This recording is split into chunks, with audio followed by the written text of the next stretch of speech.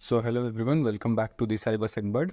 और ये है हमारी तीसरी वीडियो। इस वीडियो में हम सीखेंगे नेटवर्किंग के बारे में और हम बेसिक कवर करेंगे नेटवर्किंग के। हम काफ़ी डीप नहीं जाएंगे नेटवर्किंग में क्योंकि बहुत बड़ा टॉपिक है नेटवर्किंग। हम कुछ चीज़ें जो हमें ज़रूरत पड़ेगी लैब सॉल्व करने से पहले, जो हमें पता होनी चाहिए, वो हम सीखेंगे। बाकी हम लैब सॉल्व करते करते कुछ चीज़ें हम सीखते रहेंगे, बट मेन चीज़ें जो आपकी कोर्स स्ट्रेंथ रहेगी वो हम यहाँ पे सीख लेंगे। ओके, सो हम स्टार्ट करते हैं। सबसे पहला हमारा टॉपिक है आज के वीडियो में, वो है आईपी एड्रेस। और बहुत आप में से बहुत लोगों को पता होगा आईपी एड्रेस कैसे काम करता है, आईपी एड्रेस क्या है, बट फिर भी हम बेसिक कवर करते चलेंगे। पहले हम जान लेते हैं आईपी एड्रेस होते कितने टाइप के। आईपी एड्रेस जैसा कि हम जानते हैं, आईपी एड्रेस होते हैं, पब्लिक आईपी होती है। ओके, सो ये पब्लिक आईपी एक होती है और एक होती है प्राइवेट आईपी। ठीक है, और इसमें भी हम आईपी एड्रेस को दो टाइप में बांट लेते हैं, जिसको हम कहते हैं IPv4 एंड IPv6। ओके, सो ये दो टाइप की होती हैं। ये हम कॉमनली यूज़ करते हैं IPv4, और IPv6 ये नई आईपी एड्रेस को एड्रेस करने की टेक्निक है। क्योंकि हमारे पास आईपी एड्रेस कम पड़ रहे थे तो हम IPv6 पे धीरे धीरे शिफ्ट कर रहे हैं, बट अभी भी मोस्टली हर जगह IPv4 को ही हम यूज़ करते हैं। ओके, सो बढ़ते हैं हमारे पब्लिक और प्राइवेट आईपी एड्रेस की तरफ। So public IP address, late से आपके पास एक जियो का सिम है। मैं जियो को एग्जांपल ले रहा हूँ। आप एयरटेल एंड जो भी अदर प्लेयर्स हैं उनको आप ले सकते हैं, कोई भी आईपी एड्रेस ले सकते हैं आप कहीं से भी। एक बेसिक एग्जांपल हम देखते हैं। जैसे हम अपने आईपी जियो के सिम से अगर हम गूगल पे जाकर सर्च करेंगे आईपी, तो हमें कुछ रैंडम जैसे 246.76.x.x, मतलब यहाँ पे कोई भी नंबर हो सकता है, ऐसे लिख के आएगा। प्राइवेट आईपी ये जनरलाइज्ड होते हैं। ये आपको 192.168 ऐसे चालू होते हुए मिलेंगे, 172 ऐसे चालू होते हुए मिलेंगे, 10 से चालू होते हुए आपको मिलेंगे आईपी एड्रेस। तो ये सारे प्राइवेट आईपी एड्रेस आ जाते हैं। ओके, और पब्लिक आईपी एड्रेस हमारे रैंडमली चालू होते हैं, जैसे 246 हो गया या 41 डॉट समथिंग हो गया, ये हमारे पब्लिक आईपी एड्रेस होता है। अब हम समझ लेते हैं पब्लिक और प्राइवेट आईपी एड्रेस की ज़रूरत क्यों पड़ी। जैसा कि मैंने बताया, हमारे पास एक limited number of IP address हैं। जो हमारे बड़े ब्रेन्स थे उन्होंने सोचा कि क्यों ना हम एक काम करते हैं, लोकल एरिया जो नेटवर्क है हमारा, उसमें हम जो आईपी एड्रेस हैं उनको प्राइवेट कर देते हैं। जैसे मान लीजिए ये आपका एक कंप्यूटर है, ठीक, आपके घर में काफ़ी सारे होंगे, वैसे हम 3 का एग्जांपल ले लेते हैं। और ये है आपका राउटर, ये है पूरा इंटरनेट। ठीक है, अब आपका राउटर जो है वो 3 यहाँ पे डिवाइसेस हैं। लेट्स से ये आपका पीसी है, ये आपका टैब है एंड ये आपका मोबाइल है। तीनों के पास, हर डिवाइस के पास एक अपनी आईपी एड्रेस होगी।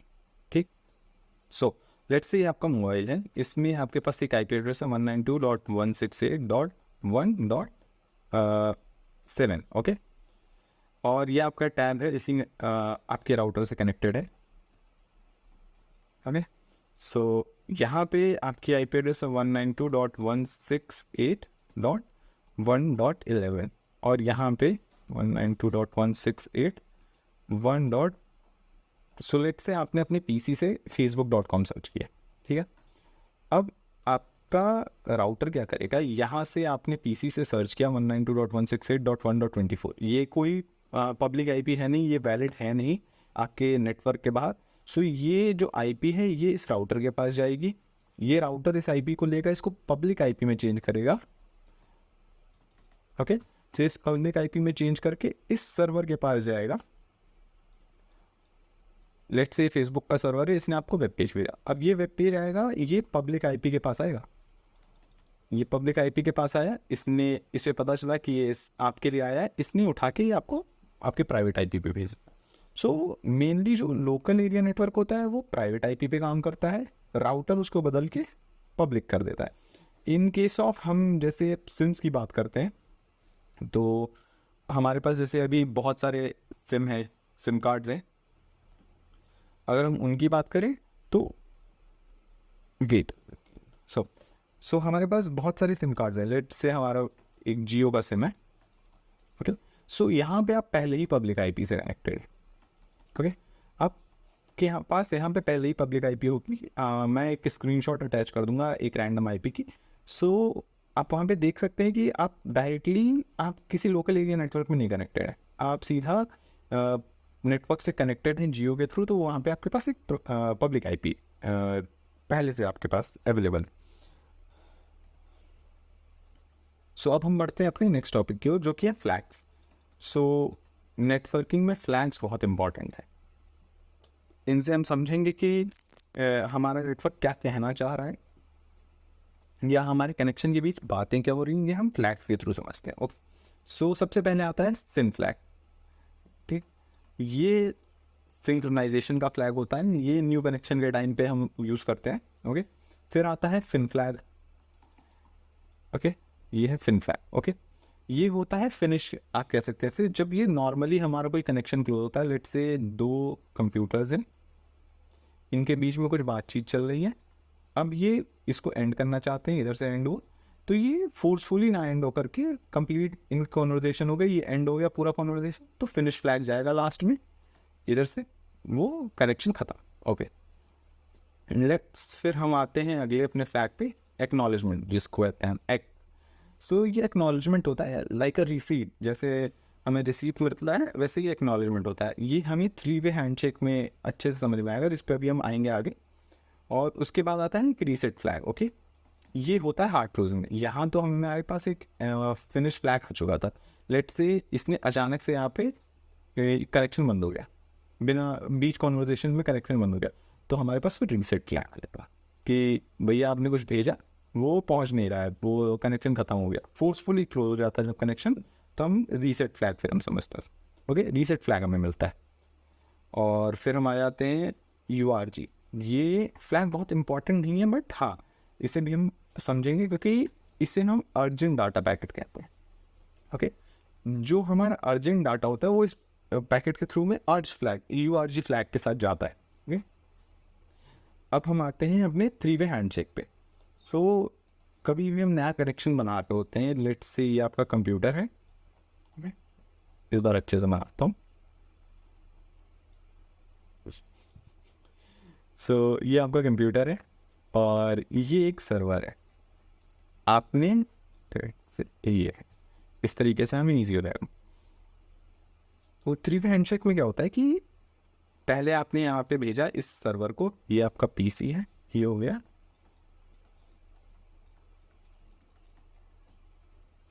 ओके, सो आगे बढ़ते हैं। यहाँ पे आपने पहले इसको भेजा सिन पैकेट। ओके, सिंक्रोनाइजेशन का आपने पैकेट भेजा, जो हमने समझा था पहले कि हम कोई भी नया कनेक्शन चालू करने से पहले सिन पैकेट भेजते हैं। ओके, सो आपने यहाँ से सिन पैकेट से भेजा, जैसा कि हम देख रहे थे, यहाँ पे आपने सिन पैकेट भेजा। अब यहाँ से आपको रिसीव होगा एक सिनैक पैकेट, जिसमें सिंक्रोनाइजेशन तो होगा ही होगा, पर साथ में एक्नॉलेजमेंट होगा। जैसे मैंने बताया रिसीप्ट, आपको रिसीप्ट मिल जाती है, आप पार्किंग में जाते हैं तो उस टाइप की एक रिसीप्ट है कि हाँ हमारे पास सिन पैकेट पहुंच चुका है, ये हमारा सिन पैकेट और आप ये एक्नॉलेजमेंट कर कीजिए। फिर अब जैसे आपके पास अब एक सिन पैकेट आया तो अब आपको वापस इन्हें एक एक्नॉलेजमेंट भेजना होगा। अब यहाँ पे आपकी 3-वे हैंडशेक कंप्लीट हो चुकी है। फिर तो यही पूरा प्रोसेस होता है 3-वे हैंडशेक का। कोई भी कनेक्शन काम करने से पहले 3-वे हैंडशेक के थ्रू एक कनेक्शन इस्टेब्लिश हो। ठीक है, अब 3-वे हैंडशेक के बाद हमारा जो नेक्स्ट टॉपिक आने वाला है वो है बेसिक, जो हमारे अलग अलग टाइप के जैसे IP हो गया या DNS हो गया, प्रोटोकॉल्स होते हैं, इनको हम समझेंगे। पहले हम DNS की बात करते हैं। सो DNS जैसे आप जानते होंगे कि हम google.com यूज़ करते हैं, लेट्स से google.com। सो ये जो हम वर्ड्स में अल्फ़ाबेटिकल उसमें देख रहे हैं, ये चीज़ हमारे लिए पॉसिबल क्यों हुआ? ये हुआ DNS की वजह से। अभी हम आगे समझेंगे कि DNS क्या है, कैसे काम करता है, बट अभी हम बेसिक इसका समझ लेते हैं कि ये google.com कुछ नहीं करता है, ये हमारा DNS इसको उठाता है। हम जैसे google.com यहाँ पे टाइप करेंगे, DNS के पास गया, DNS ने इसको रिजॉल्व किया, उसे याद आ गया कि उसके पास एक लाइब्रेरी है, ऐसे बनी बनाई उसके पास है, क्या गूगल है, और इसके साथ एक IP एसोसिएटेड है, जैसे लेट्स से एक रैंडम IP है, ये एसोसिएटेड है। तो हमने गूगल हिट किया, DNS ने तुरंत इसको रिजॉल्व कर लिया और यहाँ पे भेज दिया हमें जो भी इसकी IP थी, और उसके बाद यहाँ से कंटेंट उठा के हमें वापस भेज दिया। ओके, सो हमारे लिए ईजी हो जाए याद करने के लिए, इसलिए डीएनएस इस फॉर्म में हमें, क्योंकि हम गूगल ज़्यादा इजीली याद कर सकते हैं बजाय एक आईपी एड्रेस के। और सिर्फ गूगल तो हमें विजिट करना नहीं है, हमें बहुत सारी जगह विजिट करना है, तो इतनी सारी आईपी एड्रेस याद करने से बेटर था कि हम कोई नाम याद करें। और इसके बाद एक आता है हमारा जिसे कहते हैं एफटीपी प्रोटोकॉल। सो एफटीपी प्रोटोकॉल काफ़ी इंपॉर्टेंट प्रोटोकॉल है, काफ़ी यूज़ होता है फाइल ट्रांसफ़र के लिए। ओके, सो एफटीपी प्रोटोकॉल ऐसे काम करता है जैसे मान लीजिए एफटीपी का क्लाइंट है, हमारे पास एफटीपी सर्वर। ओके,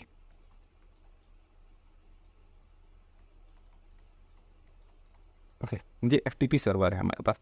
तो एफटीपी क्या काम करता है कि हम यहाँ से एक कमांड चैनल के थ्रू कमांड भेजते हैं, ठीक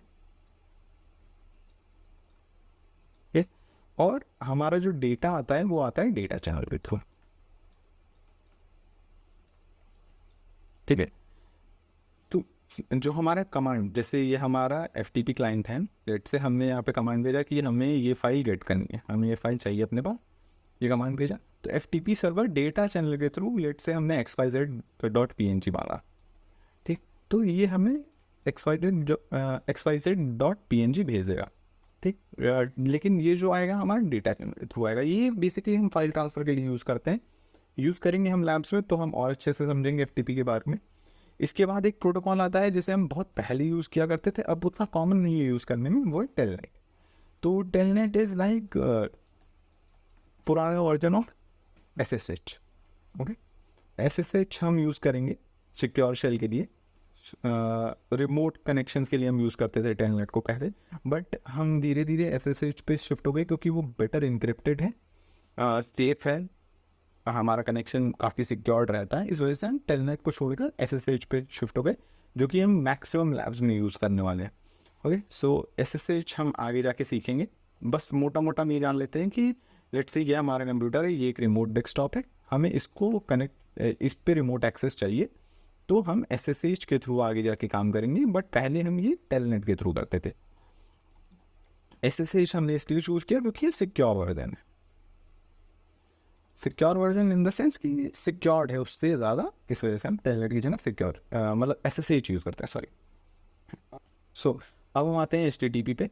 HTTP मैक्सिमम लोगों को पहले से पता होगा। HTTP ऐसे काम करता है कि लेट से ये हमारा क्लाइंट है, ओके, और इंटरनेट बना देते हैं ऐसे, ओके, नेटवर्क भी समझ सकते हैं, सॉरी, अब इससे नेटवर्क, ओके, से नेटवर्क, और ये हो गया हमारा सर्वर।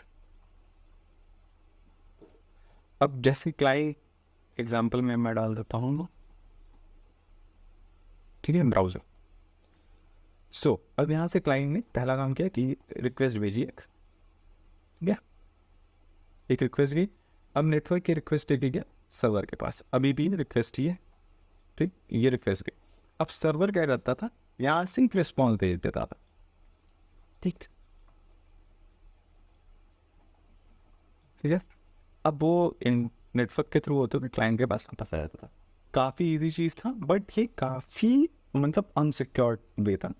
हमने जो यहाँ से रिक्वेस्ट भेजी है वो भी अनइनक्रिप्टेड जाती थी, और सर्वर को रिसीव अनइनक्रिप्टेड होती थी, रिस्पॉन्स भी हमारा अनइनक्रिप्टेड जाता था, और सर्वर की ओर से हमारे पास जो रिस्पॉन्स आता था वो अनइनक्रिप्टेड आता था।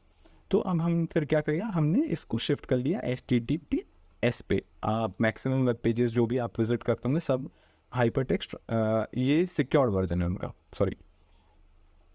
तो हमारा जो अब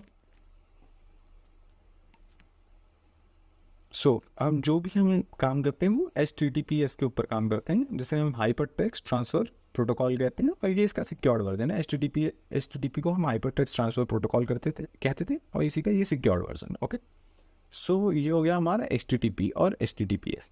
अब हम नेक्स्ट हम बढ़ते हैं आगे कि है हमारा OSI मॉडल। ओके, तो ये सबसे ज़्यादा काम आने वाला चीज़ है हमारे नेटवर्किंग में, जो कि हमारा OSI मॉडल, ठीक है।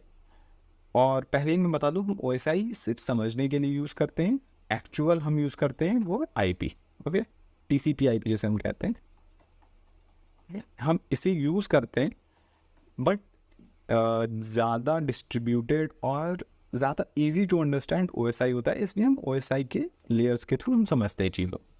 OSI 7 पार्ट्स में बटा है और TCP 4 में। ठीक, हम इसको एक एग्जाम्पल के थ्रू समझते हैं। एक सेकेंड, लेट्स से मैं यहाँ आ जाता हूँ। ओके, सब यहाँ देख सकते हैं, ये है OSI के लेयर्स। पहला है फिजिकल लेयर, ये पहला लेयर है हमारा। ठीक, ये आपका कोएक्सियल केबल, फाइबर और ये सब चीज़ें हो गई। ये सब यहाँ पे जो भी हम फिजिकली कनेक्ट करके भेजते हैं वो फिजिकल लेयर होता है। डेटा लिंक लेयर, ये हो गए फ्रेम्स, इंटरनेट एंड ऑन, ये सब डेटा लिंक लेयर में आते हैं। नेटवर्क, मोस्टली हम जिस चीज़ पे काम करने वाले हैं वो नेटवर्क लेयर है। इस यहाँ पे हम पैकेट्स में डील करते हैं, और हम जब भी इंटरनेट के ऊपर काम करते हैं हम पैकेट्स में काम। ट्रांसपोर्ट लेयर हो गया, सेशन लेयर, प्रेजेंटेशन, एप्लीकेशन। ठीक, ये 7 लेयर्स हैं, और इसको याद करना है तो एक बहुत अच्छा तरीका होता है, please do not throw the sauces pizza away. ठीक, तो इस तरीके से आप याद कर सकते हैं, please do not throw sausage pizza away. Okay,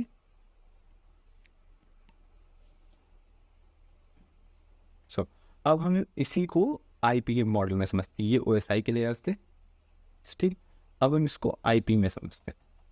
तो IP के हमारे ऐसे लेयर्स बटे हैं कि ये जो हमारे ऊपर के 3 लेयर्स हैं ये बदल जाते हैं हमारे एप्लीकेशन में। ओके, सो ये एप्लीकेशन लेयर हो जाता है IP में। फिर जो ये ट्रांसपोर्ट लेयर, ये एज इट इज़ ट्रांसपोर्ट हो जाता है। ठीक, इसको हम IP मॉडल में भी ट्रांसपोर्ट कहते हैं।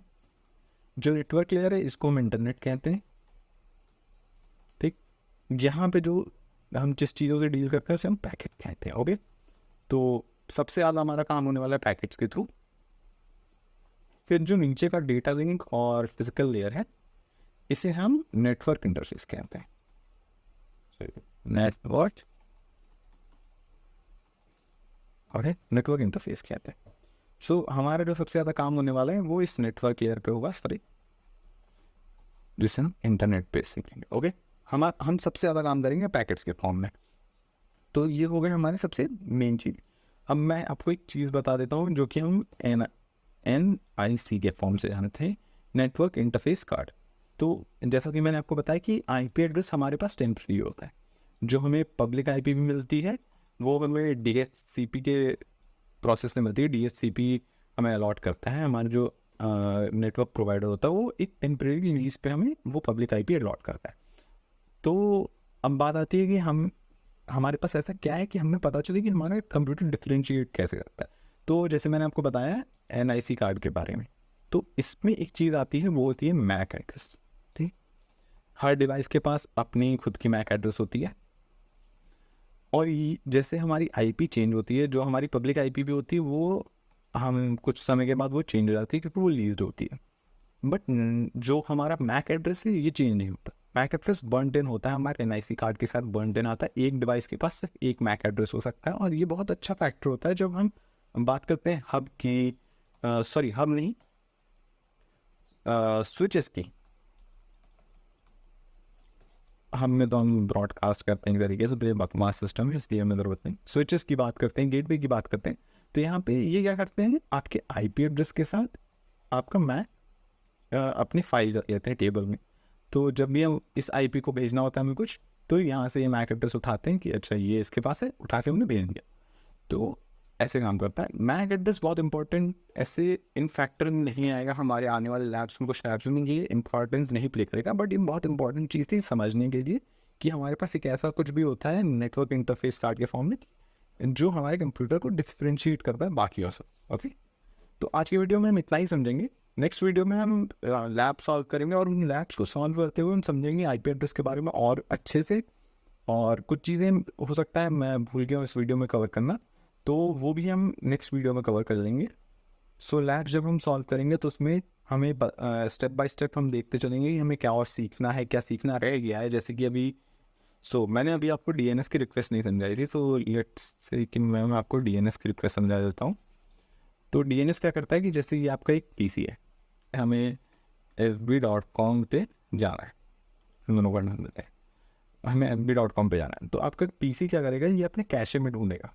ये हमारे पास क्या, हम पहले इस पर विजिट कर चुके हैं, क्या हमारे पास है कि fb.com का IP एड्रेस क्या है, तो हम उसे हिट करें। जैसे मैंने आपको बताया था कि DNS हम तो ये ईजी करता है, अपने नाम याद करने के लिए हमने ऐसे रख रखा है, तो DNS इसको रिजॉल्व करता है। उसके पास अगर नहीं होगा कैशे में तो फिर हो जाएगा रिकर्सिव DNS सर्वर के पास। ठीक, तो लेट्स से आपके PC के बाद हम गए पीछे रिकर्सिव, ये हो गया रिकर्सिव DNS सर्वर। ठीक,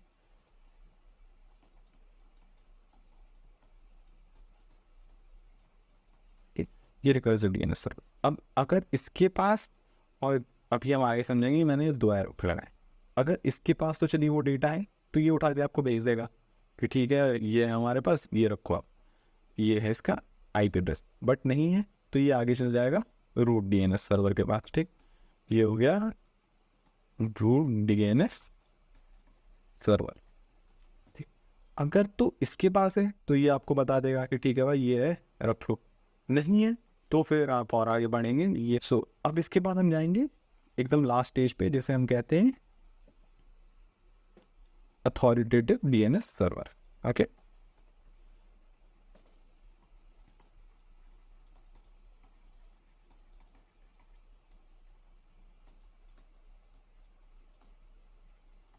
ठीक, अगर इसके पास ये है, मोस्टली इसके पास होगा, इसके आगे कुछ हमारे पास है नहीं कि हम वहाँ पे जा सकते हैं, तो इसके पास तो सारे DNS के रिकॉर्ड्स होते ही होते हैं। तो ये आपको ऐसे ये जाएगा इधर। ठीक, अब ये 5th स्टेप है, ये फर्स्ट था, सॉरी ये फर्स्ट था, ये सेकेंड था, ये थर्ड हो गया और ये फोर्थ है, ये 5th स्टेप है। यहाँ से ये जाएगा आपके वापस रिकर्सिव DNS सर्वर पे कि भैया ये है आपका IP एड्रेस, ये इसको स्टोर कर लो कि इस fb.com के साथ क्या, fb.com के साथ क्या एसोसिएटेड है। जैसे लेट्स से 1.2 कुछ भी रैंडमली एसोसिएटेड मान लेते हैं, ये एसोसिएटेड है, और ये आपको रिकर्सिव DNS सर्वर फिर इसको उठा के आपको भेज देगा कि ये लो भाई आपके पास, अब आप इसको विजिट कर सकते हो। ठीक, और कैशे में अगर ये रहता, क्योंकि ये इतना टीडियस प्रोसेस है, बहुत लंबा प्रोसेस है, तो कुछ मिली सेकेंड्स पे या कुछ सेकेंड्स हमें टाइम लग जाता है इसे रिजॉल्व करने, तो इसीलिए हमारा PC क्या करता है, इसे कैशे में स्टोर कर लेता है। अगर तो आप बार बार इस पर विजिट करते हो तो वो बार बार रहता ही आपके कैशे में।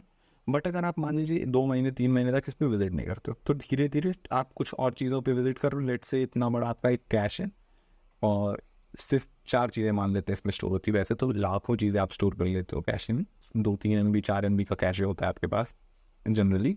लेट से आपने यहाँ पे FB विजिट किया, अब ये कैशे में जाके स्टोर हो चुका है, अभी आपने विजिट किया, फिर आपने इसके ऊपर गूगल पे विजिट कर लिया, फिर आपने माइक्रोसॉफ्ट, फिर आप VMware के पेज पे चल गए, ब्रॉडकॉम पे चल गए, तो ये धीरे धीरे धीरे धीरे नीचे आते जाता है, नीचे आते जाता है। एक पॉइंट आएगा कि अभी ऊपर से पूरा ये फिल हो चुका है, तो आपने लेट से इसके बाद आपने विजिट कर लिया क्लाउडफ्लेयर की वेबसाइट पे आप विजिट करेंगे, तो ये जो FB है जो यहाँ तक पहुँच चुका था लास्ट स्पॉट पे, ये अब यहाँ से फेंक दिया जाएगा बाहर कि चलो अब तुम्हारा इतना कोई काम नहीं है, तुम नहीं यूज़ हो रहे बार बार, तुम चल जाओ। मान लेते हैं कि अगर आपने यही FB बीच में यहाँ पे या यहाँ पे कहीं भी हो, हमने फिर से यूज़ कर लिया, तो यहाँ से उठाएगा, इसको ऊपर भेज देगा कि हाँ ये यूज़ हो रहा है, फिर वापस ऊपर आ गया। ठीक है, ऐसे ही काम करता है। अगर आपने नहीं यूज़ किया तो इसको भगा देंगे कि चलो ठीक है भाई उतना दोबारा यूज़ नहीं, चलो निकले यहाँ से। तो ये हो गया हमारा DNS काम कैसे करता है। तो आज की वीडियो में बस इतना ही समझेंगे, हम इससे ज़्यादा समझेंगे तो काफ़ी किचर पिचर हो जाएगी, खिचड़ी बन जाएगी, तो हम लैब सॉल्व करते हुए भी आगे समझते रहेंगे। फिलहाल की वीडियो में इतना ही, नेक्स्ट वीडियो में आपसे मिलता हूँ लैब्स के साथ।